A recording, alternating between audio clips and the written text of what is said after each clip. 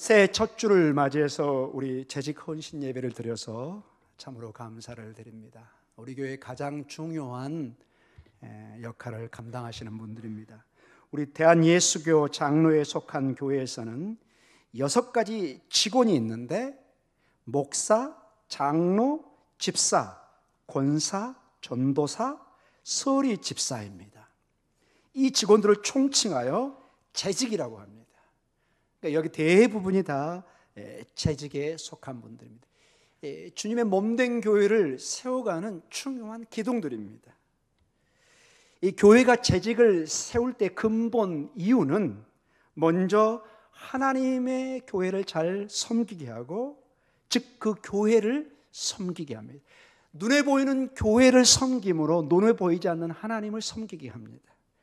그리고 이웃과 사회에 봉사케 하는 것이 재직들의 근본적인 사명입니다.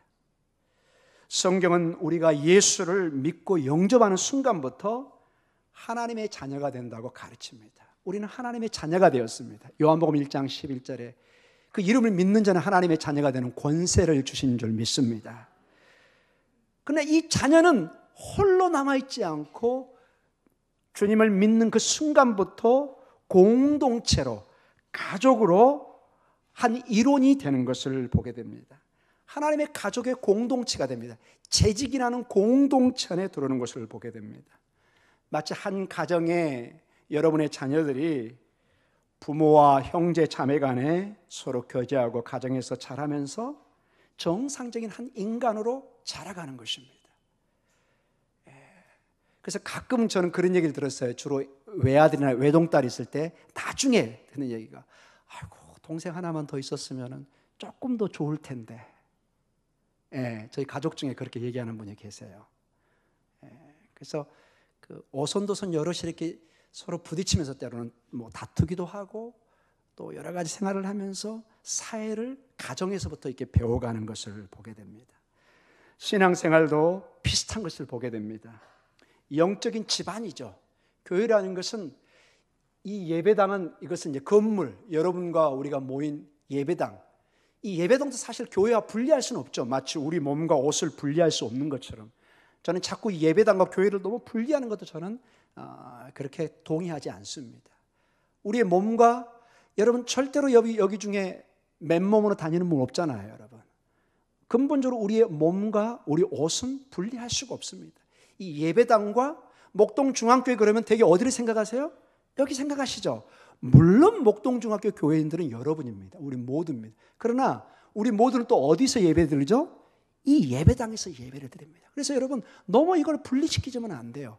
요즘에 그 학자들이 많이 이걸 분리시켜서 예배당을 막 무시하는 경향이 있는 걸 저는 볼 때, 저도 담임 목사가 되기 전에는 그런 교수였습니다만 맹렬하게 비판하는, 교회는 성도지 예배당이 아니다 막. 제가 담임이 돼 보니까 아니에요. 예배당도 중요해요. 여기 겨울에 따뜻하게 해줘야 되고, 우리 아이들이 교육받을 수 있는 환경도 만들어야 되고. 여러분 집이 아니고 사람이 중요하지만 결국 여러분 뭐가 또 중요해요? 여러분 집 중요하잖아요, 여러분. 왜 그건 얘기하고 이건 얘기해? 그러니까 굉장히 사람이 넌센스 얘기를 하고 있는 거예요, 여러분. 우리 집 중요한 거예요, 여러분. 이 예배당 중요합니다, 여러분. 우리 교육관 중요한 것입니다.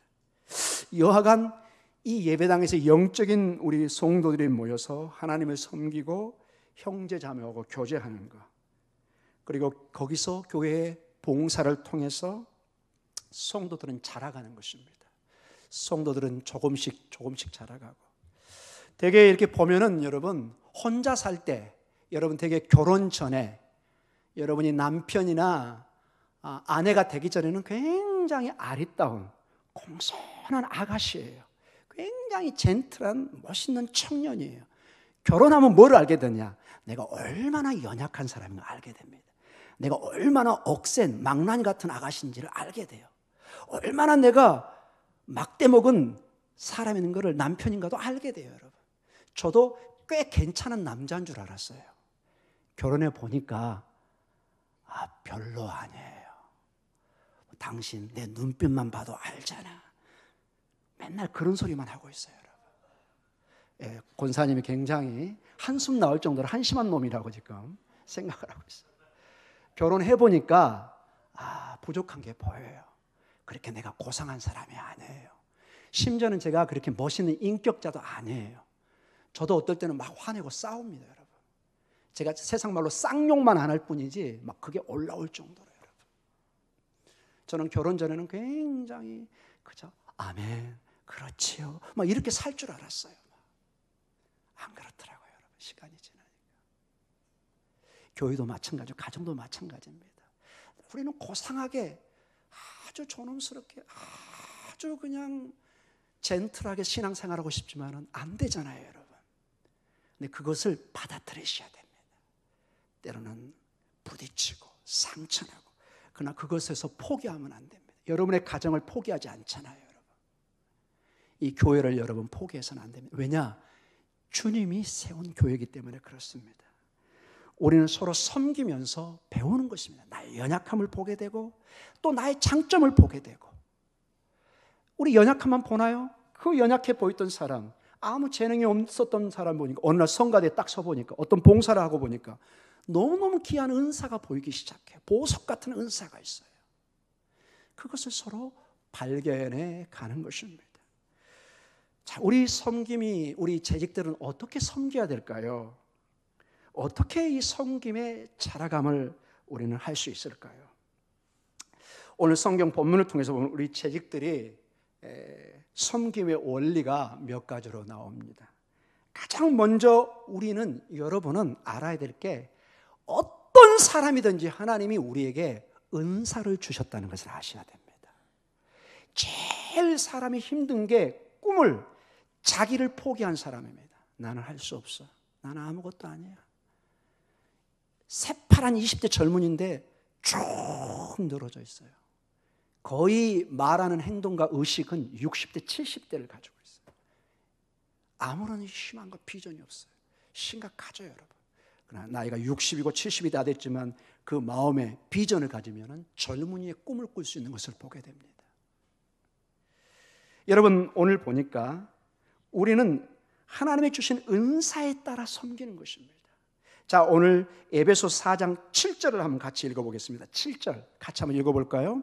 우리 각 사람에게 그리스도의 선물의 분량대로 은혜를 주셨나니. 자, 각 사람에게, 특정인이 아니라 이런 본문을 좀 묵상하셔야 됩니다. 각 사람에게, 한 사람 한 사람에게.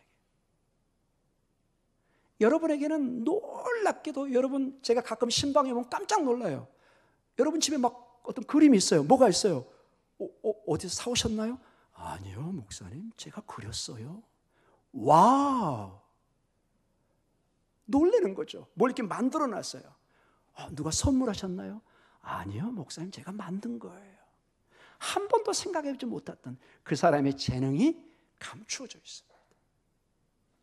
사랑하는 성도들, 오늘 본문에 보니까 각 사람에게, 모든 여러분 한 사람 한 사람에게 하나님의 그리스도의 선물입니다. 선물, 기프트. 근데 분량대로 그 사람의, 때로는 그 사람이 좀 많이 갈 수도 있고 적게 가질 수도 있고, 그 사람에게 음악적 재능이 있고 어떤 사람은 그림의 재능이 있고. 제 친구는 이렇게 칠판을 보면 뭐가 보인대요. 뭐가 보이는데? 그냥 쫙 그려요. 막 멋있는 그림을. 그거 어떻게 미끄럼 도식을 그리냐고 그러지. 그냥 그려진대요. 나무를 보면 거기에 뭐 조각상이 보인대요. 거짓말. 저는 안 보이거든요, 여러분. 혹시 여러분 보이는 분 계신가요? 탁 나무가 보이면 뭐가 이렇게 쫙 보인대요, 여러분. 그 사람은 은사가 있는 거예요. 어떤 친구는 이렇게 시냇가를 걸어가요. 저는 그냥 아름다운 물소리 정도, 오리가 다니구나, 친한 친구가 있구나, 이 정도 생각합니다. 근데 그 친구는 물소리 통해서 리듬을 타요. 이건 봄의 소리, 거친 여름의 소리. 거기서 음악 멜로디를 잡아내요. 은사입니다, 여러분. 모두에게는 독특한 은사가 있습니다. 여기 그래서 그리스도의 선물과 은혜, 이거는 같은 말로 볼 수 있습니다. 하나님은 각 사람에게, 우리 재직들에게 누구에게나 은사를 주셨습니다. 여러분, 그걸 믿으시기 바랍니다. 그것을 빨리 발견하는 우리의 자녀들이 자기 길을 빨리 갈 수 있습니다. 최근에 제가 어떤 그 기독교 방송에서 간증을 들었는데 카이스트 한 교수예요. 뉴욕에서 유명한 이 디자인을 하는 분이에요. 여러분 아마 인터넷 치면 나올 겁니다. 세계에서 그 디자인 상에 아주 4개의 중요한 상이 있는데 2개나 받은 사람이에요. 근데 이분이 너무 뛰어나니까 그 젊은 교수를 카이스트, 우리나라 최고의 학교 중에 아닌가요? 천재들이 다니는 학교잖아요, 카이스트. 거기에 교수로 갔는데 그 엄청난 상을 20몇 개인가를 받았어요. 한두 개가 아니라. 근데 그분이 얘기해요.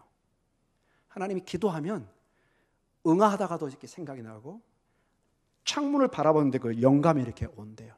하나님이 주신 도저히 자기가 책으로 생각할 수도 없는 그런 영감을 하나님이 주신다는, 그 사람의 그 은사를 주신 것입니다.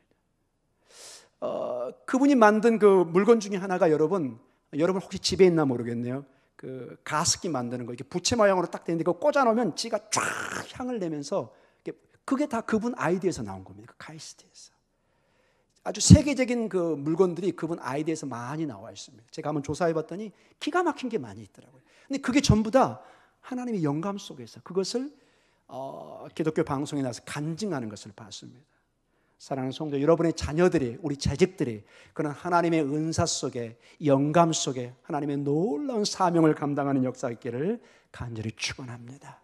이걸 우리가 세상 말로 달란트, 탤런트라는 것입니다. 탤런트들, 재능을 가진 사람이죠. 여러분 드라마 보면은 도저히 저는 안 울 것 같은데 눈물을 흘리는데 그게 전부 다 가상의 눈물이잖아요. 그 상황을 설정해서 자기가 감정이입을 해서 눈물 콧물 짜잖아요. 저도 5학년이 넘어가니까 자꾸 울어요. 너무 힘들어요, 어떨 때는. 5학년 넘어가신 분들은 다 저하고 동의가 될 줄 압니다. 우리 와이프보다 더 눈물이 많아졌어요. 탤런트라는 겁니다. 탤런트. 하나님의 선물의 분량대로 주어진 은혜가 표현되고 있습니다.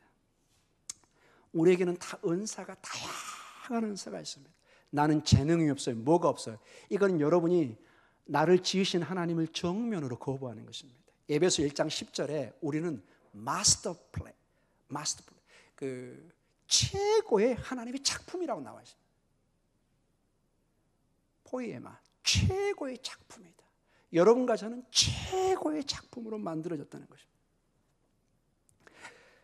성경에 보면 그 최고의 작품으로 각 사람에게 은사를 줬는데 오늘 11절에도 여러분 은사의 내용이 나옵니다. 어떤 사람은 선지자로, 어떤 사람은 복음 전하는 자로, 어떤 사람은 목사와 교사로, 재직도로, 이 대표적으로 적어놓은 거예요. 많은 은사가 있는 것을 보게 됩니다. 우리 고린도전서 12장 4절과 10절에 보면은 하나님께서 하나의 대표적인 하나의 은사의 모습을 보여줍니다. 모든 사람에게는 각자 독특한 은사가 있다는 것입니다. 여기 나와 있는 것뿐만 아니라 여기 없는 것, 한 예를 들어놓은 겁니다. 우리 같이 한번 읽어볼까요? 같이 읽습니다. 은사는 여러 가지나 성령은 같고, 직분은 여러 가지나 주는 같으며, 또 사역은 여러 가지나 모든 것을 모든 사람 가운데서 이루시는 하나님은 같으니 각 사람에게 성령을 나타내시면 유익하게 하려 하심이라. 어떤 사람에게는 성령으로 말미암아 지혜의 말씀을, 어떤 사람에게는 같은 성령을 따라 지식의 말씀을, 다른 사람에게는 같은 성령으로 믿음을, 어떤 사람에게는 한 성령으로 병 고치는 은사를, 어떤 사람에게는 능력 행함을, 어떤 사람에게는 예언함을, 어떤 사람에게는 영들 분별함을, 다른 사람에게는 각종 방언 말함을, 어떤 사람에게는 방언들 통역함을 주시나니. 여기 보니까 대충 9가지의 은사들이 나옵니다. 이것만 있겠습니까, 여러분? 다양한 은사가 있습니다. 다양한 은사가 있습니다. 자, 그런데 성경은 이러한 은사, 이런 탤런트를 주신 이유가 있습니다. 그냥 너 잘 먹고 잘 살아라 이런 것이 아니라 하나님이 주신 분명한 이유가 있습니다. 그게 4장 12절입니다. 우리 재직들에게 은사를 주셨습니다. 건강을 주셨습니다. 여러 가지 환경을 주셔서 하나님의 교회를 봉사하게 하는데 그 은사를 주신 이유가 나와 있습니다. 우리 에베소 4장 12절입니다. 가장 오늘 중요한 말씀 중에 하나입니다. 같이 읽습니다. 이는 성도를 온전하게 하여 봉사의 일을 하게 하며 그리스도의 모형을 세우려 하심이라. 자, 먼저 12절에는 우리를 성도를 은사를 주신 이유가 1절에 4절에 죄송합니다. 오늘 우리가 봤던 그 에베소 4장 7절에 각 분량대로 그리스도의 선물, 은혜를 주셨는데 그 주신 이유가 12장 첫째 구절에 나와 있습니다. 12장 첫 줄에 이는 성도를 온전하게 하기 위해서입니다. 자, 은사를 주시는데 이유가 뭐라고요? 성도를 온전하게 하는 것이다. 그 다음에 봉사일과 그리스도의 몸은 문법상 우리를 온전케 한 목적이 나옵니다. 그 목적은 좀 이따 다루겠습니다. 자, 가장 큰 이 탤런트, 은사를 받은 이유가 성도를 온전하게 세우는 것입니다. 즉 교회를 세우기 위해서, 교회를 세우기 위해서, 우리의 몸을 세우기 위해서 이 은사를 주신 거랍니다. 이 고린도전서 12장 14절과 25절에는 사도 바울이 우리 몸을 통해서 이해하기 쉽게 이걸 설명하고 있습니다. 어떻게 우리 각 지체가 몸을 세워가는가 한번 보시기 바랍니다. 같이 한번 읽어볼까요? 몸은 한 지체뿐만 아니라 여럿이니 만일 발이 이르되 나는 손이 아니니 몸에 붙지 아니하였다 할지라도 이로써 몸에 붙지 아니한 것이 아니요. 또 귀가 이르되 나는 눈이 아니니 몸에 붙지 아니하였다 할지라도 이로써 몸에 붙지 아니한 것이 아니니 만일 온 몸이 눈이면 듣는 것은 어디며 온 몸이 듣는 것이면 냄새 맡는 것은 어디냐. 그러나 이제 하나님이 그 원하신 대로 지체를 각각 몸에 두셨으니 만일 다 한 지체뿐이면 몸은 어디냐. 다시 20절이 중요합니다. 이제 지체는 많으나 몸은 하나니라. 눈이 손들어 내가 너를 쓸 데가 없다 하거나 또한 머리가 발들어 내가 너를 쓸 데가 없다 하지 못하리라. 그뿐 아니라 더 약하게 보이는 몸의 지체가 도리어 요긴하고 우리가 몸에 덜 귀히 여기는 그것들을 더욱 귀한 것들로 입혀주며 우리의 아름답지 못한 지체는 더욱 아름다운 것을 얻느니라. 그런즉 우리의 아름다운 지체는 그럴 필요가 없느니라. 오직 하나님이 몸을 고르게 하여 부족한 지체에게 귀중함을 더하사 몸 가운데서 분쟁이 없고 오직 여러 지체가 서로 같이 돌보게 하셨느니라. 온전케 한다는 것이 서로 돌보게 합니다. 여러분, 왼손이 기분 나쁘다고 오른손이 만약에 왼손과 협조를 안 하면 여러분 제대로 이걸 장애자라고 그럽니다. 안 됩니다. 여러분, 이 귀로 냄새 맡을 수 있습니까? 안 됩니다. 여러분. 이 코로 볼 수 있나요? 안 됩니다. 여기 보면 놀라운 게 몸에 약한 부분이 더 요긴하다는 거예요. 그걸 어떻게 알 수 있느냐? 여러분이 아파보면 알아요. 여러분 티눈이 나면 얼마나 발가락 아파요. 여러분 결국 어디 가야 되죠? 병원 가셔야 됩니다.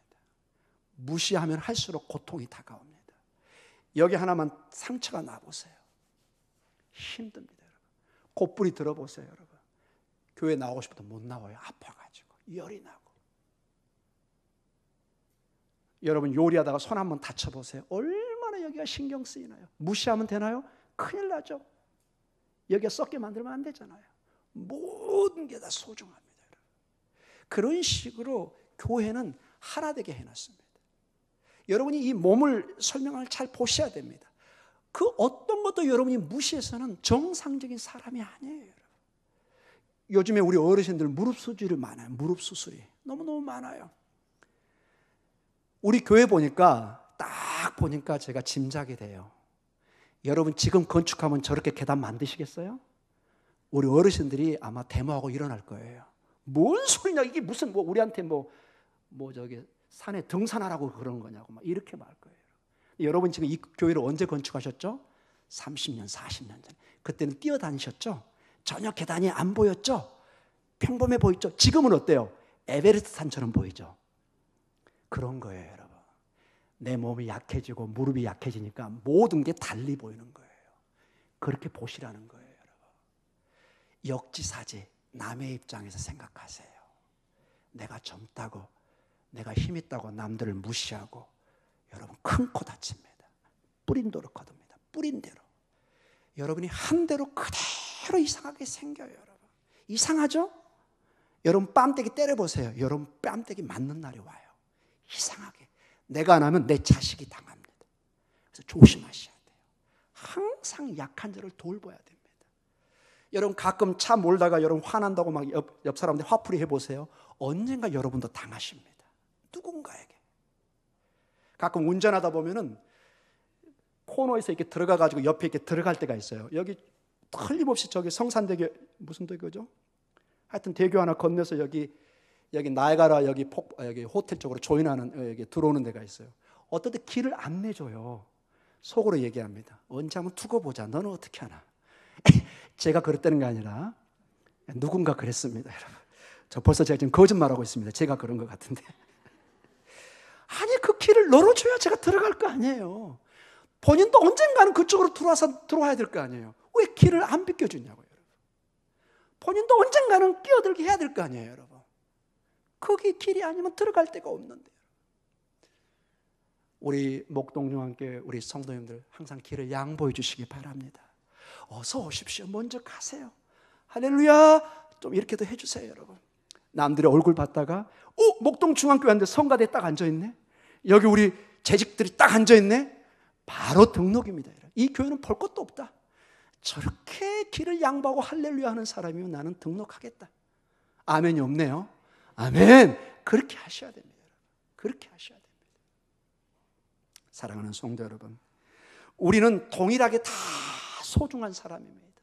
여러분, 여러분의 자녀 중에 깨물어서 안 아픈 손가락이 어디 있나요, 여러분? 다 소중합니다. 그러나 놀랍게도 각 자녀가 이상하게 달라요. 우리 형제들도 어쩌면 그렇게 성격이 다른지 몰라. 어쩌면 그렇게 다른지 몰라. 여러분 자녀들 봐보세요. 서로 내 뱃속에서 나왔고 내 자식인데 너무 서로 성격이 달라요.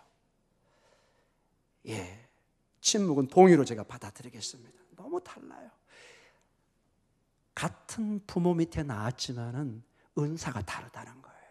어쩌면 그렇게 다른지 몰라요. 어쩌면. 근데 공통적인 것은 반드시 여러분 자녀는 엄마 아빠를 닮은 겁니다. 여러분. 하나는 닮아 있습니다. 여러분 우리의 역할은 다릅니다. 교회에 다 똑같을 것 같은데 달라요. 다 성가대에 앉아보세요. 손은 누가 키웁니까, 여러분? 이쪽에서 일해야 되죠. 저쪽에서 일해야 되고. 다 주방에 앉아 계세요. 보세요. 안 됩니다, 여러분. 커피 마시는 사람도 있어야죠, 여러분. 다 각자의 역할이 있는 것을 여러분 이해하시고. 가만 제가 이 묵상해 보니까 그 생각이 나더라고요. 이제 야구 시즌이 끝나. 우리나라 지금 야구가 굉장히 유명해졌잖아요. 야구를 보면 여러분 투수의 역할이, 여러분 투수하고 그 다음에 포수하고 타자들 역할이 어때요? 많이 다르죠. 많이 다릅니다, 여러분.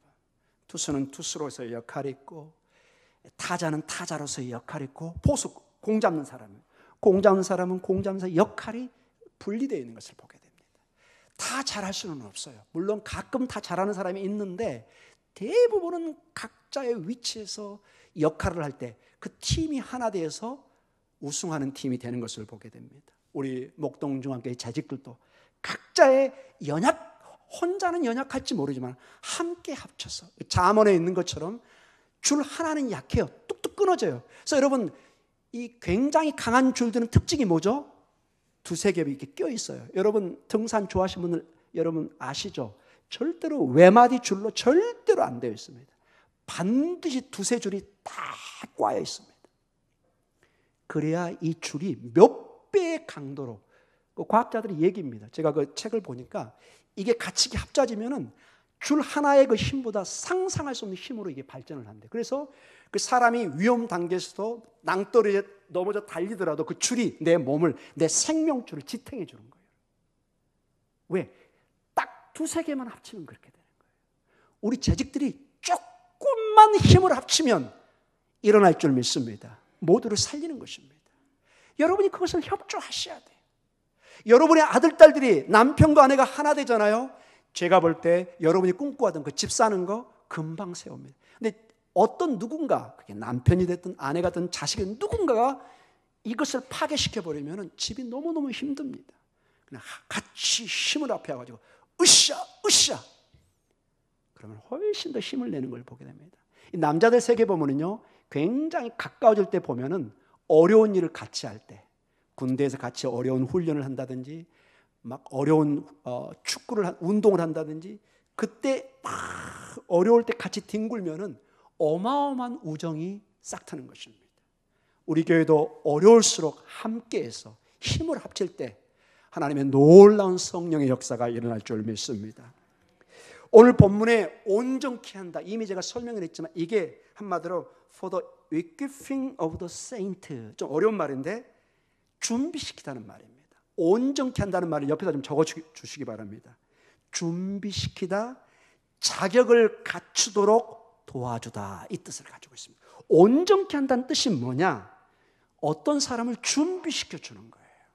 자격을 갖추도록 도와주는 거예요. 즉 어떤 사람이 다른 사람이 연약한 사람을 네가 알아서 인생 다 그렇게 혼자 알아서 배우는 거야, 이게 아니라 어떤 일에 처음 시작할 때 서툴고 어리숙하고 힘든 사람을 같이 도와주는 거예요. 자, 봐, 이렇게 하는 거야. 우리 권사님 같은 경우는 시래기 입고 가는데 젊은 이 며느리나 이제 시집 온 사람 잘 못 만들어요. 김치 보여주는 거죠. 또 양념도 이만큼 넣고 이런 거 한두 번 하면은 그 며느리가 이제는 어머님 김장해서 바칩니다, 이렇게 되는 겁니다. 여러분, 알아서 해와. 아주 맵고 짠 것만 해옵니다. 여러분, 가르친 게 없으니까. 마치 온전케 한다는 것은 그렇게 가르쳐 주는 것입니다. 준비시켜 주는 것입니다. 이게 온전케 한다는 온 뜻입니다. 여러분, 굉장히 어렵게 생각할 필요가 없어요. 여러분, 성도가 각자의 은사 속에서 교회에서 그걸 잘 활용할 수 있도록 보배를 가지고 있거든요. 분명히 은사가 있는데 기회를 주지 않고 도와주지 않으면 이걸 표현할 길이 없어요. 근데 가끔 보면 우리 학생들도 그렇지만은 생각지도 않는 은사가 그분에게 나타날 때가 있어요. 왜? 지금까지 기회가 없었던 거예요. 근데 그 기회가 딱 주어지니까 놀라운 은사가 나올 때가 있습니다. 그토록 여러분이 끌어주고 격려해 줘야 됩니다. 그 사람이 온전해지도록, 그 일을 잘할 수 있도록, 전문가가 될 수 있도록 준비시켜 준다. 이게 온전케 한다는 뜻입니다. 그래서 여러분, 교회는 나 혼자 잘하면 안 됩니다. 여러분, 교회는 독불장군이 있어서는 안 됩니다. 여기 담임 목사 혼자 너무 잘해보세요. 문제가 뭔 줄 아세요, 여러분? 저도 그렇게 잘하고 싶어요. 저를 변명하는 게 아니라 못해서. 너무 한 지도가 뛰어나잖아요, 여러분. 그 사람으로 확 모이잖아요. 어떤 문제가 생길까요, 여러분? 그 사람이 은퇴하고 그 사람이 떠나면 그 공동체는 어떻게 될까요? 휑. 이게 뭔 소리예요, 여러분? 무너져 버려요, 여러분. 가장 그래서 훌륭한 지도자는 뭐냐? 내가 떠나도 설 수 있게 만들어주는 거예요. 엄마 아빠가 안 계셔도 자녀들이 독립해서 클 수 있도록 딱 준비시켜줘야지. 항상 여러분의 자녀가 시집가고 장가 갔는데도 엄마 아빠 바지락게 아니면 바지락, 항상 이게 말이 서툴러요. 치맛자락만 잡게 하면 큰일 납니다, 여러분. 독립을 시켜줘야지, 여러분. 비바람이 치면 스스로 우산을 들고 자기 집을 지킬 수 있는 힘이 돼야지. 시집간 지 지금 10년, 20년이 지났는데 아직도 김장을 하지 못한다. 어머님들 가르쳐 주셔야 됩니다. 반찬도 하는 법도 알려주고, 딸아, 아들아, 내가 떠나더라도 네가 해야지. 한 예입니다, 여러분. 여러분이 가르쳐 줘야 돼요. 가르쳐 줘야 됩니다. 그래서 혼자 교회 일을 해서는 안 됩니다, 여러분. 혼자. 저는 가끔 그런 유혹을 받습니다. 우리 교회에 막 수천억의 재산가가 와서 목사님, 장로님, 기도해서 제가 은사를 받았는데 한 100억을 헌금하겠습니다. 쫙 해서 단번에 그냥 교육관 탁탁탁 짓고 막 했으면 좋겠어요. 그런 유혹도 받아요. 근데 그렇게 하면 큰일 납니다, 잘못하면. 대개 그런 교회는 그 사람이 그 교회의 왕이 되어버립니다. 주님이 떠나버리고 그 사람이 딱 중심에 있습니다. 저는 바라기를 여러분의 그 작은 헌금이 모아서 여러분의 피땀이 모아져서 이 교회의 교육관과 우리 교회가 지어지기를 원합니다. 우리 재직들의 책임입니다. 그런 유혹이 없도록. 그런 유혹을 받는다면 목사님, 아닙니다. 이 교회는 우리의 땀과 눈물로 벽돌 하나하나를 합쳐서 지을 것입니다. 우리 성도 가운데 나와야 됩니다. 외부에서 누가 갑자기 수존을 가는 사람이 그냥 와서 헌금하는 그런 일은 여러분 거의 있을 수 없습니다. 대부분의 건강한 교회, 훌륭한 교회는 성도들의 피땀이 어우러져서 범벅이 돼서 그것을 진흙을 이기고 벽돌을 만들어서 세워내는 것을 보게 됩니다. 사랑하는 성도 여러분, 그래서 교회는 철저하게 관계 중심입니다. 같이 해야 됩니다. 같이. 영적 사역은 하나님을 섬기고 이웃을 섬기는 게 본질입니다. 우리 재직들의 모든 일들은 함께 가는 것입니다. 자, 이렇게 온전케 그 사람을 준비시켜주고 자격을 갖추도록 키워서 무엇을 하게 하느냐, 이제 두 가지로 얘기를 합니다. 우리 에베소 4장 12절에 두 가지로 나옵니다. 같이 읽어볼까요? 이는 성도를 온전케 하여, 자, 그 목적이 나옵니다. 첫째는 뭐죠? 봉사의 일을 하게 합니다. 자, 먼저 봉사의 일을 하게 합니다.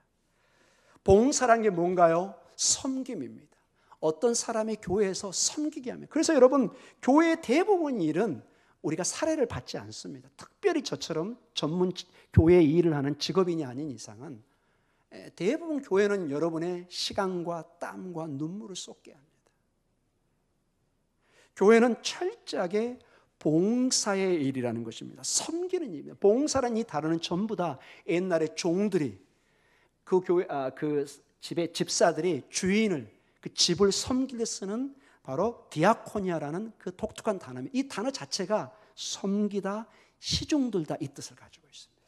그래서 교회는 하나님 앞에 그분의 은혜 가운데 나를 구속하시고 나를 구원해 주신, 나에게 은사를 주시고 나를 이만큼 살게 하신 그분의 은혜에 감사해서 그분의 교회에 와서 우리가 때로는 11조로 감사헌금으로 또 시간과 물질과 모든 걸 들여서 이 교회를 세워가는 것입니다. 사랑하는 성도 여러분, 그리고 두 번째 목적이 나옵니다. 우리 12장 다시 한번 읽어볼까요? 이는 성도를 온전케 하여, 첫째는 봉사일을 하게 하고 두 번째는 그리스도의 몸을 세우려 하심이라. 우리를 온전케 한 이유가 뭐냐? 봉사, 즉 섬기게 하고 굴림이 아니라 섬김입니다. 교회는 굴림이 아니라 섬김이라. 두 번째는 그리스도의 몸을 세우려 합니다. 몸을 세운다. 이게 그 뜻이 빌딩에서 왔습니다. 빌딩, 따라해볼까요? 빌딩. 여러분, 건축물을 세우죠? 그냥 갑자기 이게 뚝딱 하는 것이 아니라 다 세워가죠? 여러분, 빌딩을 세운다. 교회의 몸을 세운다. 반대로 이 빌딩을 없애는 방법은 뭐예요? 빌딩을 무너뜨린다, 파괴한다, 이 뜻이 되죠. 여러분, 우리에게 은사를 주고 우리 재직들에게 은사를 주셔서 놀란 우리에게 탤런트를 주어서 주님의 일을 놀랍게 우리가 다른 사람을 세우고 그래서 봉사케 하는데, 두 번째로 중요한 게 뭐냐? 그 봉사의 일이 주님의 교회를 세우는 데 있다는 것입니다. 그래서 우리 재직들은 늘 생각하셔야 됩니다. 내 봉사가, 나의 헌신이 교회를 세우고 있는가, 파괴하고 있는가, 늘 점검하셔야 됩니다. 나도 모르게 일이 이 건물의 벽돌을 혹시 내가 빼고 있는지 아니면 벽돌을 채우고 있는지, 나도 모르게 둘 중에 하나를 하고 있을 수 있어요. 그게 교회의 역사입니다. 여러분, 사랑하는 성도 여러분, 나의 섬김으로, 재직들의 섬김으로 점점점 교회 빌딩이 세워지는, 그리스도의 몸이 온전해지는 역사가 있기를 간절히 축원합니다. 나를 통해서 교회가 세워져야 됩니다. 나를 통해서 반드시 이 일을 하셔야 됩니다. 여러분의 남은 생에 항상 교회에 봉사하면서 물으시기 바랍니다. 내 일을 통해서 하나님의 교회가 세워지고 있는가? 그 핏값으로 사신 이 교회 공동체가 나를 통해서 유익을 얻고 있는가? 나를 통해서 감사함을 느끼고 있는가? 항상 생각하시기 바랍니다. 이러한 생각을 할 때 우리는 좀 더 겸손해지고 좀 더 낮아지고 자기를 반성하게 됩니다. 정신없이 일하는 것도 중요하지만 때로는 우리는 나를 돌이켜보면서 반추하는, 돌이켜보는 것도 재직의 중요한 일입니다. 사랑하는 재직 여러분, 너무너무 사랑하고 존경하고 여러분 때문에 이 교회가 세워져 가고 있습니다. 격려하고 싶습니다. 기도하고 싶습니다. 새벽마다 여러분을 위해서 기도하고 있습니다. 여러분이 주의 은혜 가운데 그 놀라운 은사, 여러분만 가지고 있는 그 놀라운 은사, 좀 부족해 보이지만 그게 두세 사람이 모이기만 하면 하나님은 위대한 역사를 이룰 줄 믿습니다. 교회의 온전한 섬김으로 나타날 줄 믿습니다. 교회를 섬기는 놀라운 능력으로 나타날 줄 믿습니다. 주님의 은혜 가운데 여러분의 그 재직들의 사명이 2020년은 빛을 발하는 역사와 은혜가 있기를 간절히 축원합니다. 기도하겠습니다.